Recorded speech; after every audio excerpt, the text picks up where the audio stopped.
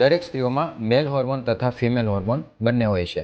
પીસીઓએસની સમસ્યામાં મેલ હોર્મોન એટલે કે એન્ડ્રોજનનું પ્રમાણ વધવા લાગે છે. તેની સાથે ઇન્સ્યુલિન રેઝિસ્ટન્સ પણ વધવા લાગે છે. આવા દર્દીઓમાં માસિકની અનિયમિતતા, વધારે પડતો માસિક સ્ત્રાવ અથવા બિલકુલ માસિક સ્ત્રાવ ના આવવો અથવા અલ્પ પ્રમાણમાં માસિકનો સ્ત્રાવ થતો હોય છે. આની સાથે ચહેરા પર ખીલ થવાની સમસ્યાઓ થાય છે. ચહેરા પર તથા પેટના ભાગમાં અથવા તો પીઠની જગ્યાઓ પર વધારે પ્રમાણમાં વાળ ઉગવા લાગે છે. આવા દર્દીઓમાં ગરદનની આસપાસની ચામડી કાળી પડવા લાગે છે તથા અન્ય ભાગો કે જ્યાં ચામડીના ફોલ્ડ પડતા હોય એવી જગ્યાઓ પર કાળાશ આવવા લાગે છે. આ સાથે જ આવા દર્દીઓમાં યોનિ દ્વારમાંથી ઈંડાની સફેદી જેવું પારદર્શક અથવા થોડું ઘટ્ટ સફેદ રંગનું ચિકાસવાળું પ્રવાહી સ્રવિત થતું હોય છે.